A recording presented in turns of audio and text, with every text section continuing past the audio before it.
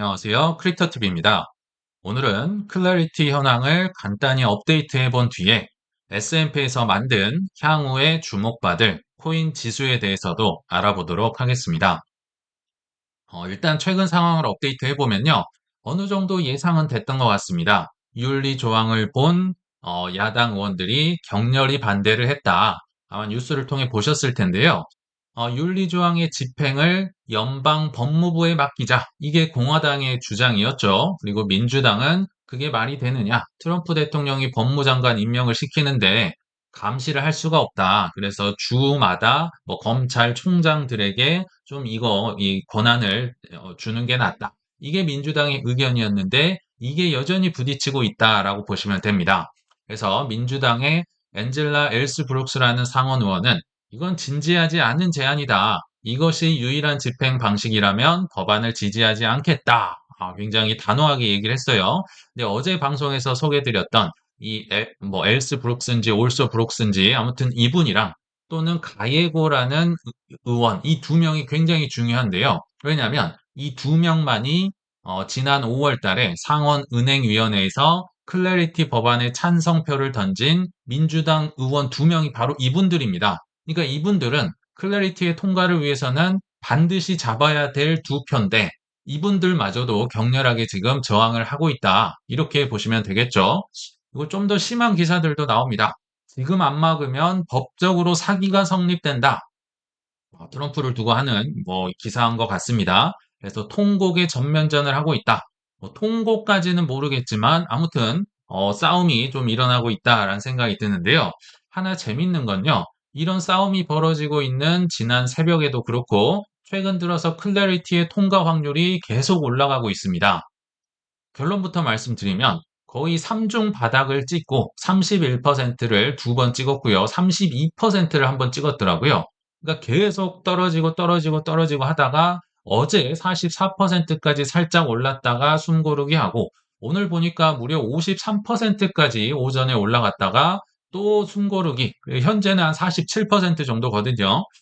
이런 걸 보면 트레이더 기준으로 본다면 이 차트는 굉장히 좋은 차트 같습니다. 왜냐하면 쌍바닥도 아니고 3중 바닥을 찍고 한 번 44까지 올라갔다 쉬었다가 또 한 번 53까지 올라갔다가 떨어졌다가 근데 특이하죠. 이 싸우는데 이게 왜 도대체 올라가고 있을까?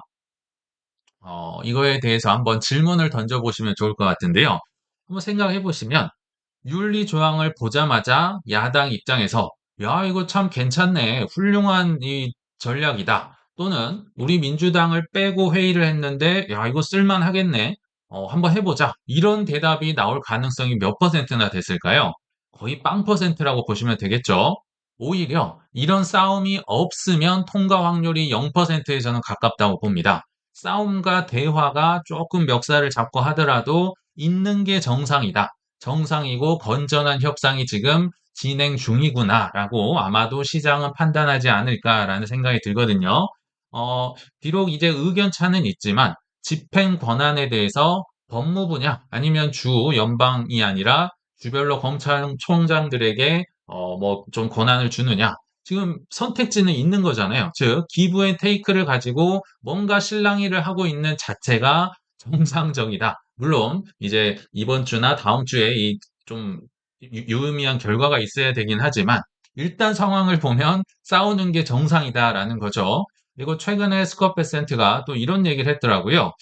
이거 내가 생각할 때 클래리티 법안, 특히 상원에서 있는 거는 거의 1야드 라인 안으로 내가 들어온 것 같다. 이게 풋볼 용어죠. 지금 한 걸음만 다가가면 터치다운 할 것 같다라고 하면서 뭐 최근에 트럼프 대통령도 그랬고 코인베이스 CEO도 그렇고 지금 전방위적으로 압박을 넣고 있다.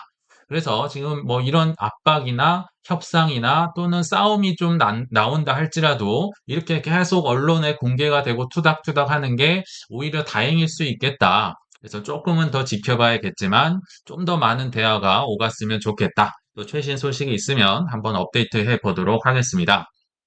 자, 이제 본론으로 가서요. 이게 좀 중요할 것 같아서 오늘 영상 주제로 잡아봤는데요.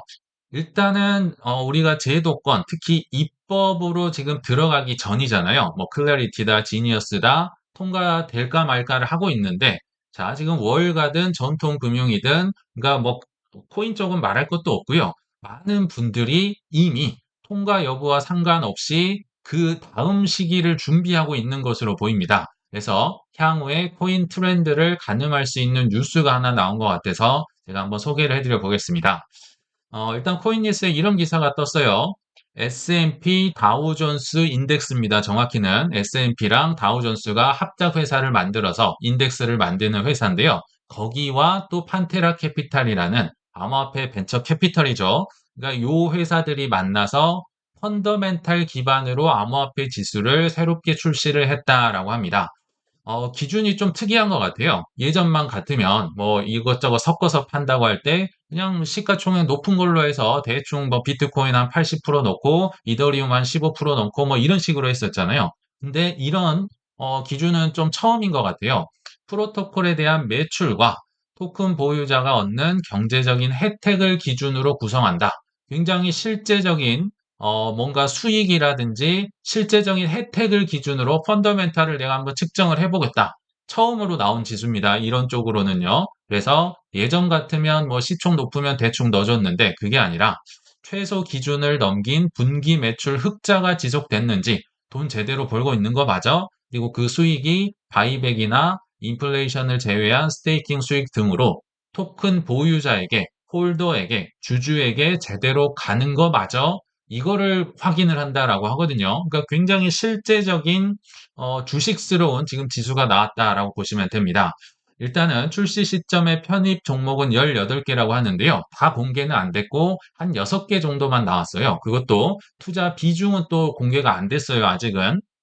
근데 이 뉴스상으로는 하이퍼리퀴드, 솔라나, 에이브 이렇게 딱 3개만 보여줬거든요.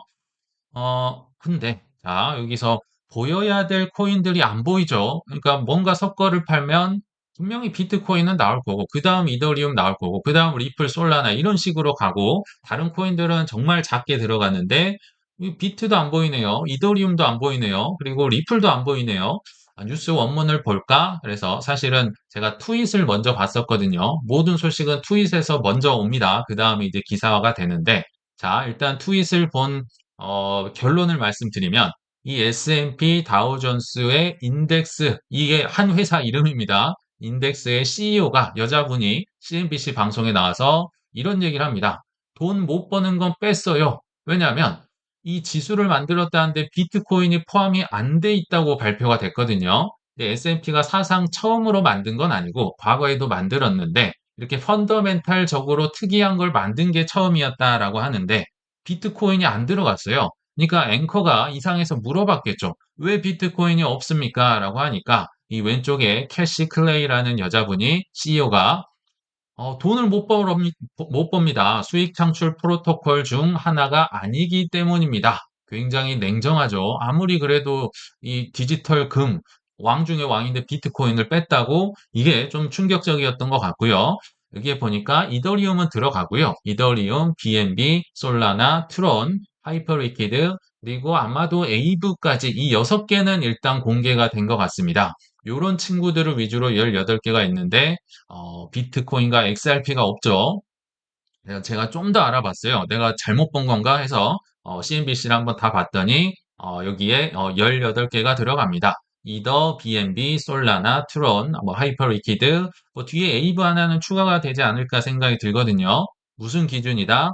매출을 보겠다. 그러니까 나는 좋아하는데 스마트 컨트랙트나 디파이 플랫폼을 좋아한다. 왜냐하면 매출이 발생을 하니까 지금 이 지수 기준에서 얘기를 한 거예요. 그리고 비트코인과 XRP는 제외됐다라고 확실하게 써 있네요.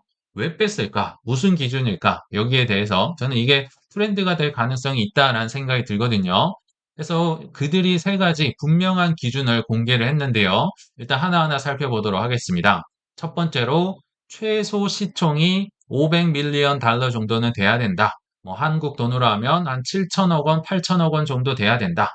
뭐 이거는 뭐 당연히 수긍이 되는 기준인 것 같아요. 자, 근데 두 번째를 보면요. 랭크, 내가 순위를 매길 거야.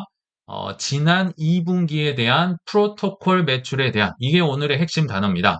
프로토콜 매출이 있는지 없는지 지난 2분기를 순위를 매겨서 항상 바꿀 수 있어. 이 순위를 매긴다는 건 바뀔 수 있다는 거예요. 그리고 세 번째 보시면 나는 분기별로 리밸런싱 할 거야. 그러니까 들어왔다고 해서 방심하면 안 돼. 얼마든지 빠질 수도 있어. 라는 거고, 여기서, 근데 아무리 압도적인 코인이라 하더라도 라지캡, 그러니까 35% 이상은 넘지 않을 것이다.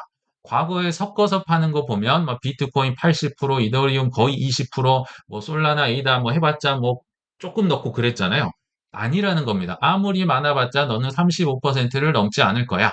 그러니까 이거는 꽤나 골고루 섞어서 파는 이제 지표가 나왔다라고 보시면 되거든요.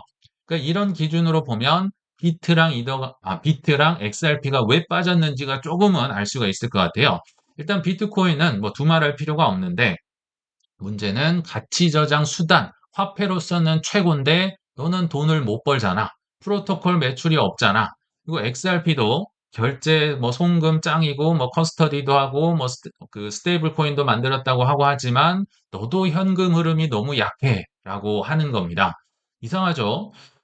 XRP 돈 잘 버는 걸로 알고 있었는데요. 여기서 헷갈리면 안 되는 게요. 이 프로토콜 매출과 회사의 수익을 따로 보겠다는 겁니다. 프로토콜은 좀 탈중앙화적으로 그냥 뭐 주인이 없는 고속도로다 이렇게 보시면 될 것 같아요.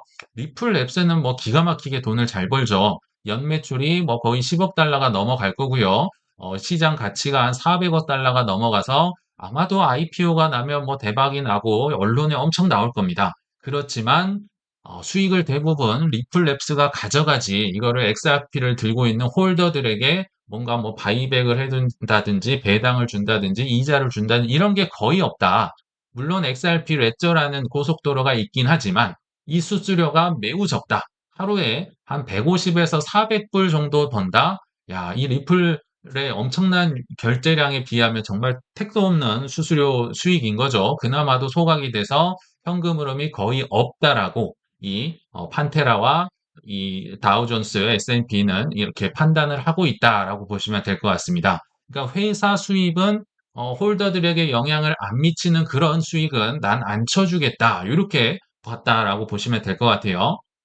근데 그렇다고 해서 비트코인이나 XRP가 뭐 이런 거 걱정할 코인 수준은 아니죠. 4대 천왕에도 당연히 들어가고 뭐 현물 ETF라든지 수많은 수요가 존재하기 때문에 더 센 뭐 기관들, 은행들이 사고 있는 코인들이기 때문에 그런 건 전혀 문제가 연예인 걱정이다. 그렇지만 이 지수에는 이제 포함이 되지 않는다. 이렇게 보시면 될 것 같아요.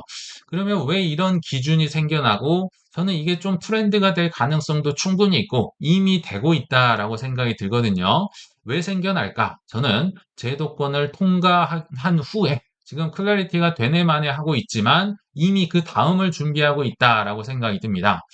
한번 전통 기관들, 주식시장 입장에서 생각을 해보도록 하겠습니다. 이분들의 기준은 아무래도 주식 쪽일 거 아니에요. 주식들은 어떻게 사람 판단을 합니까? 전통 기관 입장에서는 너 매출 많아? 돈 많이 벌어? 많이 벌어요. 뭐 그럴 수 있어요. 근데 그게 주주들에게, 홀더들에게 이익으로 돌아와 안 와? 이거를 따지는 게 주식시장입니다. 전통 기관들의 기준입니다. 왜냐하면 매출이 엄청 많고 돈을 많이 벌어도 나한테 안 돌아오고 하면 아무 소용이 없겠죠. 그리고 매출이 많아도 그냥 10년간 적자다. 그런 주식 투자하고 싶은 사람 거의 없을 겁니다. 그래서 이 예전의 전통 금융기관의 기준으로 코인을 바라보기 시작했고, 여기에 대한 니즈가 굉장히 많다는 겁니다. 이렇게 돈 안 벌면 나 안 살 거야.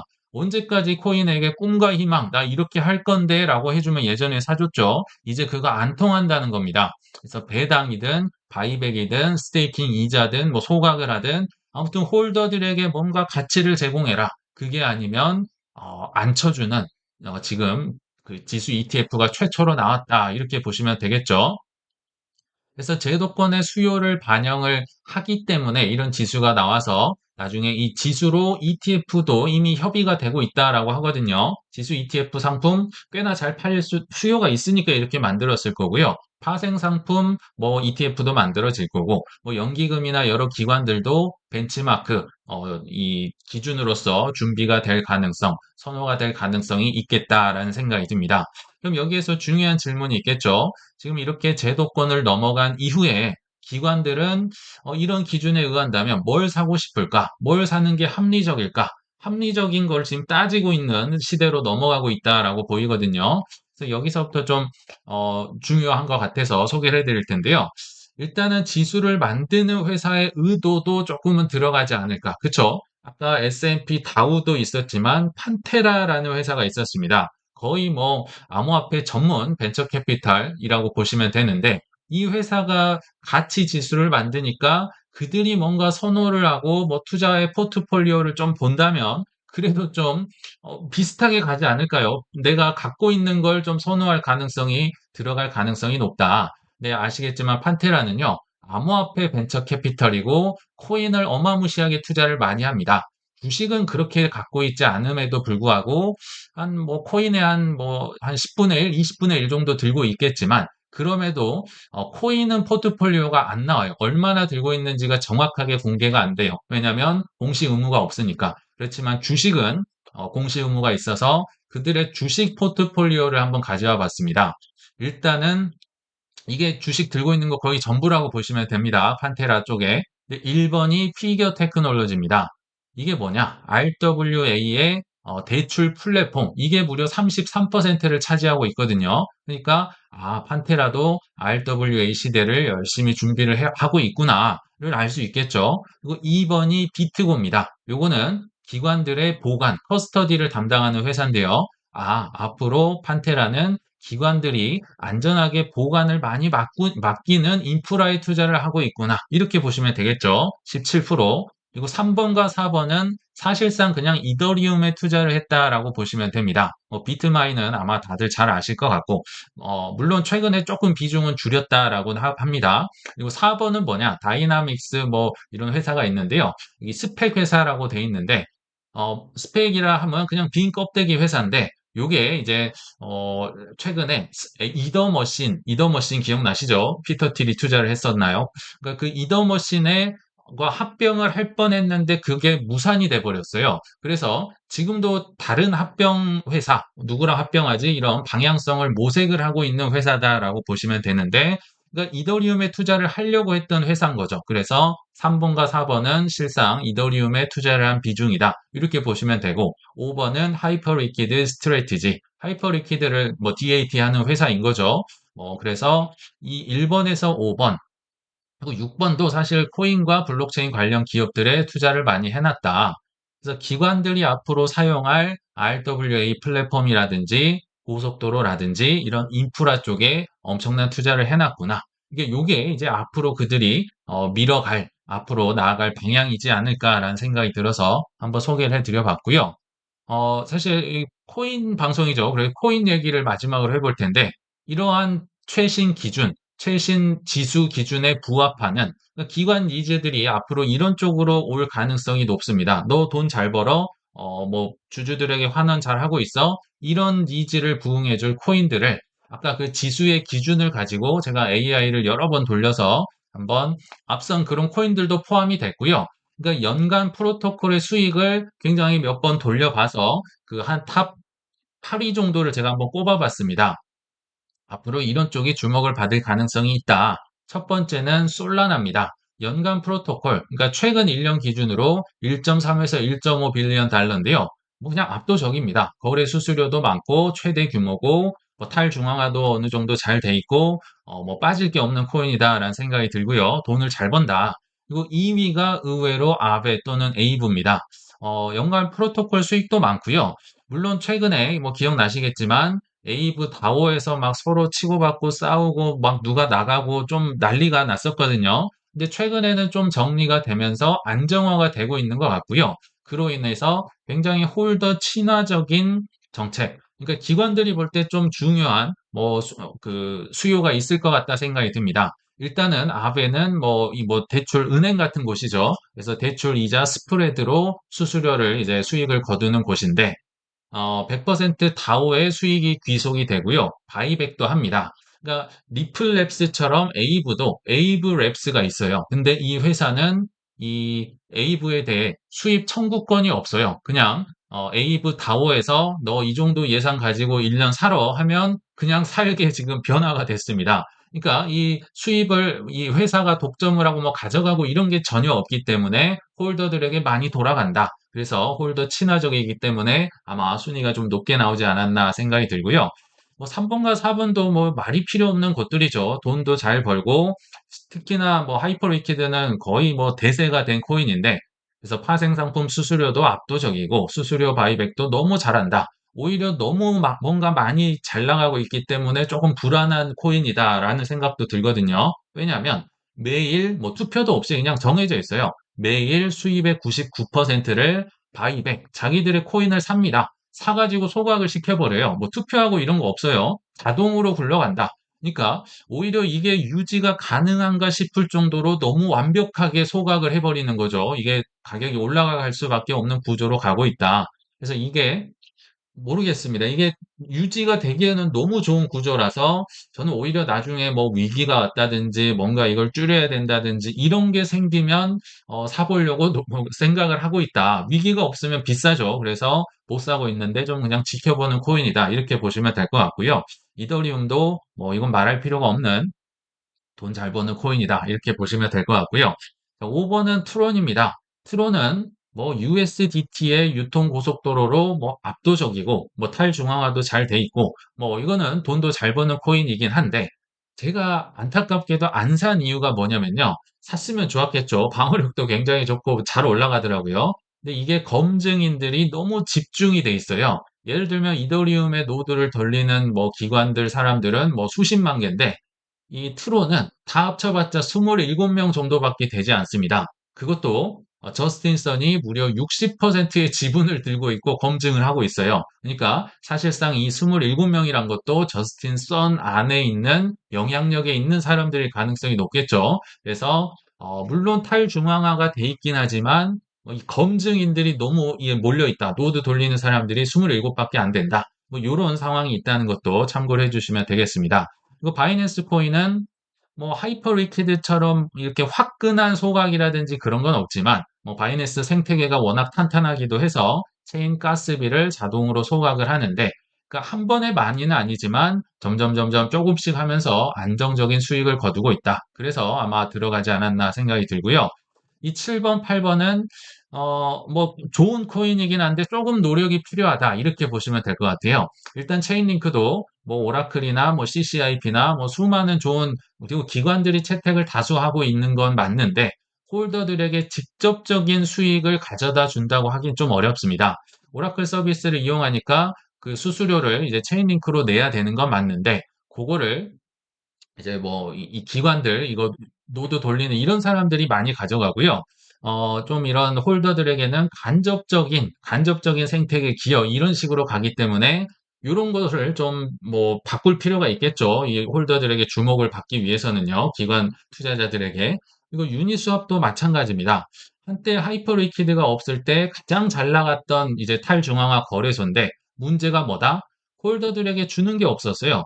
그나마 작년에 피 스위치라고 해서 수수료를 일부를 홀더들에게 뭐 바이백도 하고 소각도 하면서 뭔가 혜택을 주겠습니다. 이 투표가 돼서 그나마 홀더들에게 좀 이제 수익이 뭐 넘어가고 있긴 하지만 그마저도 전체 수수료의 17%만 갖고 바이백을 하든지 소각을 하거든요. 그러니까 나머지 83%는 여전히 유동성 제공자들에게 수익을 갖고 가는 구조다. 그래서 유니스왑도 물론은 이제 뭐 긍정적이긴 하지만 조금 부족하다. 뭐 이런 생각이 드네요.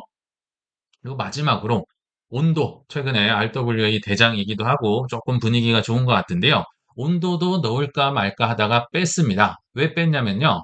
일단 1년에 한 49밀리언 달러 정도로 뭐 나름대로 수수료 연간 프로토콜 수익이 있긴 한데 문제는 똑같습니다. 약간 리플과도 비슷해요. 홀더들에게 수익이 하나도 돌아가질 않습니다. 그냥 거버넌스 토큰이어서 이것 때문에 온도를 싫어하는 분들, 그리고 과거에 리플을 싫어했던 분들도 굉장히 많았죠. 그래서 앞으로 온도가 아마 해결해야 될 문제는 본인들은 돈을 잘 법니다. 근데 요거를 어떻게 하면 홀더들에게 줄 수 있을까?